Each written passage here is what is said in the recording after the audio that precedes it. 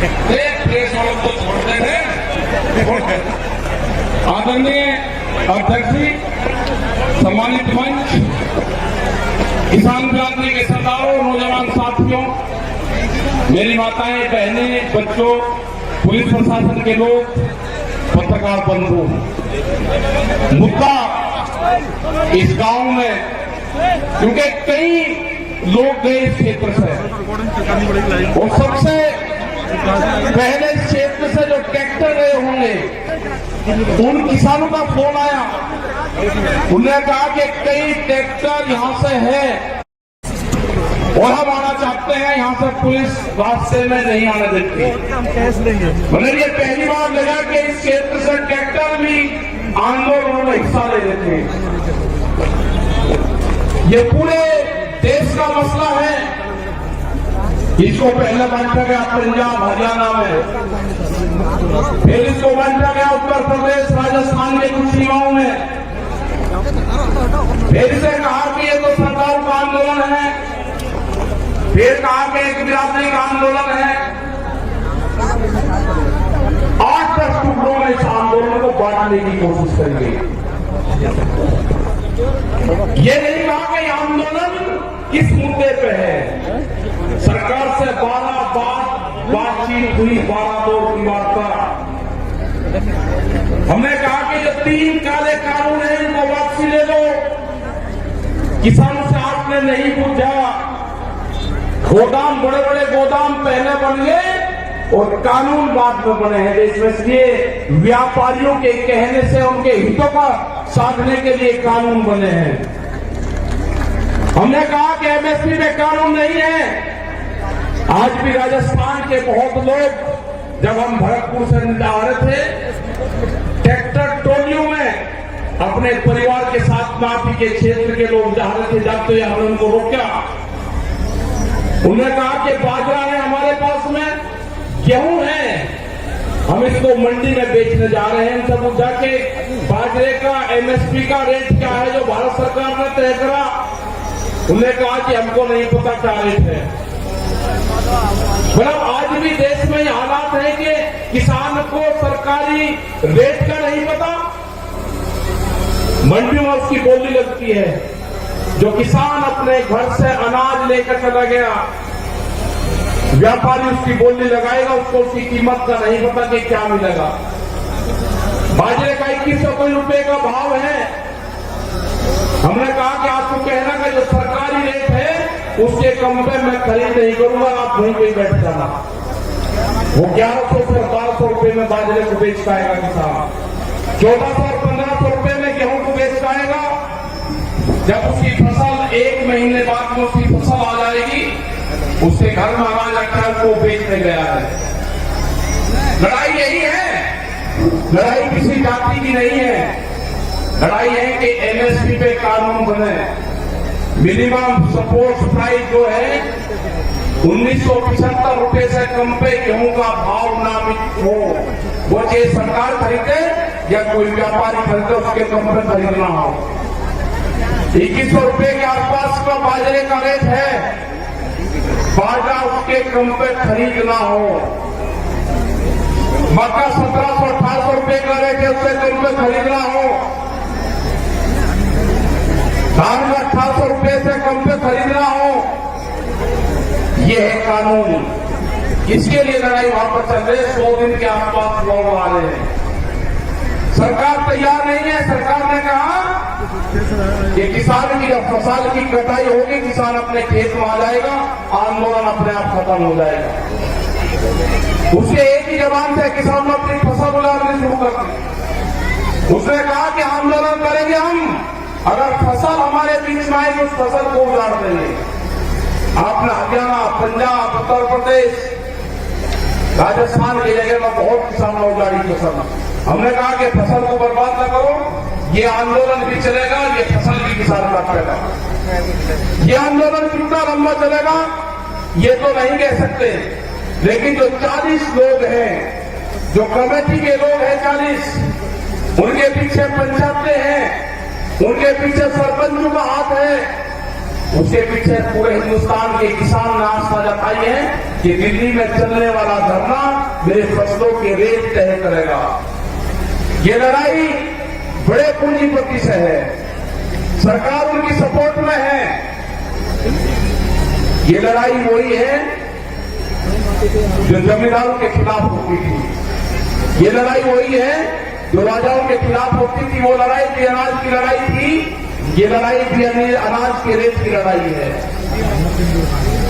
मैं नौजवान साथियों को अपने, जिसने इस पूरे देश के आंदोलन की कमान नौजवानों ने संभाली है अब की बार, ये बहुत कम देखने को मिलता है कि नौजवान किसी के क्षेत्र में आंदोलन की कमान अपने हाथ में संभाली हो तो वो आंदोलन कभी फेल नहीं हो सकता। वो आंदोलन फेल नहीं होगा कभी भी, क्योंकि जिस तरह से शाहजहांपुर का पूरे दिल्ली के क्षेत्र में यहां का नौजवान निकला है, उसने जाति धर्म सब चीज को भुला के, वोट को भुला के कि कौन किस क्षेत्र का है, मेरी वहां पे आपस में क्या लड़ाई क्या टकराव है, सब कुछ चीज को भुला के उसने दिल्ली के आंदोलन में शरीक हुआ। जिस तरह से यहां पे लोग इकट्ठा कर रहे हैं पैसा, सरकार कहती है कि धन कहां से आ रहा, इस आंदोलन को गांव का किसान चलाता है, इस आंदोलन को हल चलाने वाला किसान चलाएगा, इस आंदोलन को क्रांति से काम करने वाली हमारी महिलाएं चलाएगी, इस आंदोलन को हाजी और पाजी चलाएगा। यह आंदोलन क्रांति का आंदोलन है, यह आंदोलन फेल नहीं होगा।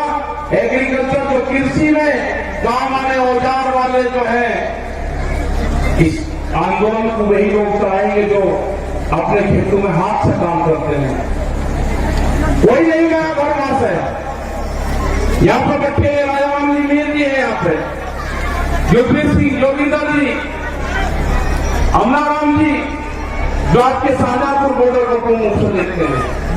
आप 200-200 किलोमीटर से यहां से जाते हो आप, और दिल्ली को ऑफ नहीं अभी, कई लाख आदमी दिल्ली के चारों तरफ को है, और दिल्ली फिर कान खोल कर सुन ले, ये ट्रैक्टर भी वही है, ये किसान भी वही है।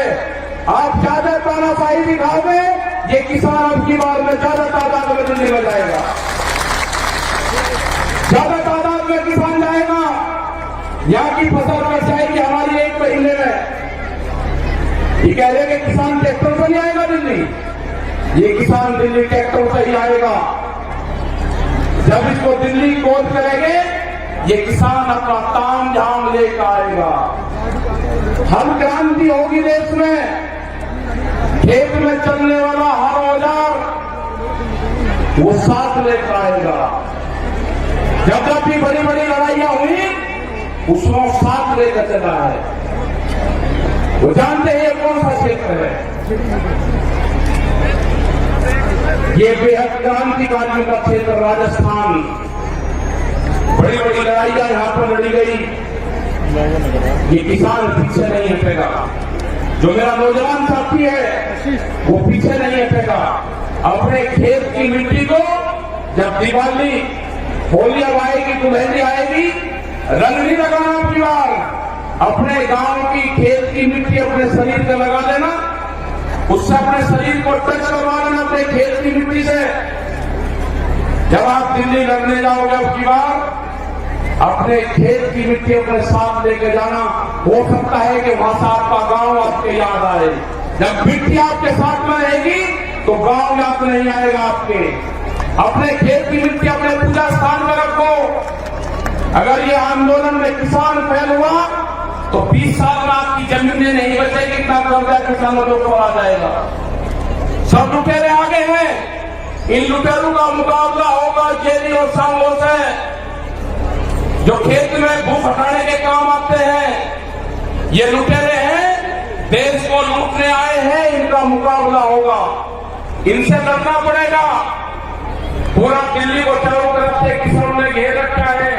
लड़ाई कितनी लंबी चलेगी ये तो नहीं कह सकते, लेकिन लड़ाई चलेगी, किसान जीतेगा। किसान हार कर दिल्ली से नहीं आएगा वापसी। सरकार कान खोल कर सुनना, दिल्ली की सरकार न किसान में कायम आएगा, न किसान वापसी आएगा। जब तक एमएसपी में कानून नहीं बनेगा, 3 भी वापसी नहीं होंगे, 4 भी बहुत से भी लेकर आ रहे हैं, जब तक किसान वापसी नहीं होगा। जो मेरे बुजुर्ग हैं, उनका जिस तरह से साथ मिला है आंदोलन में, उन्हें जिस तरह से नौजवान साथियों को कहा कि आप चलो आंदोलनों में, हमारे अध्यक्ष यहां पर बैठते हैं, 90 साल से ज्यादा उम्र इनकी है, पहले कि आंदोलन लड़ाई करो, वो आंदोलन करो, दिल्ली चलो। तो यही सारे नौजवानों का, सारे युवाओं का, सारी महिलाओं का यही कहना है कि दिल्ली से वापसी नहीं आना। ये लड़ाई किसी जाति बिरादरी की नहीं है, ये लड़ाई किसान के अस्तित्व की है। इस लड़ाई को हमको लड़ना पड़ेगा, बहुत मजबूती के साथ लड़ना पड़ेगा। जाति, धर्म, गो, खाद, ये सब छोड़ कर ये लड़ाई किसान और मजदूर की लड़ाई है। गरीब का अनाज तिजोरी में बंद ना हो, देश में भूख पे व्यापार ना हो, बड़े बड़े गोदाम बन गए, बड़े बड़े ताले लगेंगे, गरीब आदमी को रोटी नसीब नहीं होगी, कीमतें अनाज की उतनी बढ़ेगी। ये लड़ाई है रोटी तिजोरी में बंद ना हो, ये लड़ाई है व्यापारी के चुंगल में अनाज न जाए, ये लड़ाई है किसान को फसलों के दाम मिले। ये लड़ाई जारी रहेगी, आंदोलन हमारे जारी रहेंगे और हम पूरे देश भर में जाएंगे। पूरे देश भर में 24 मार्च तक के प्रोग्राम हमारे लगे हुए हैं अभी। उसके बाद आगे के प्रोग्राम लगेंगे, कह देंगे वेस्ट बंगाल में कैलेंडर जाएंगे, आसाम में जाएंगे, वेस्ट बंगाल में जाएंगे, कर्नाटक और तमिलनाडु और महाराष्ट्र में भी जाएंगे। पूरे देश में किसान जाएगा, 40 लोगों की जत्थेबंदी है वो जाएगी। और जब तक भारत सरकार कानूनों को वापसी नहीं लेगी, जब तक एमएसपी पे मिनिमम सपोर्ट प्राइस पे कानून नहीं बनेगा, ये किसान दिल्ली को नहीं छोड़ेंगे। आपने इतनी बड़ी संख्या में यहाँ पे आए, आपका बहुत बहुत धन्यवाद। यहाँ पे जो ये मैदान है, जो कुश्ती मैदान है, भैरव बाबा का मैदान यहाँ पे है, उनको नमन करते हैं। इस पूरे क्षेत्र को, जो पहाड़ी क्षेत्र में यहाँ पे प्रोग्राम लाए के 81 गांव में जो प्रोग्राम था, आपका धन्यवाद। जय हिंद, जय भारत, जय राजस्थान।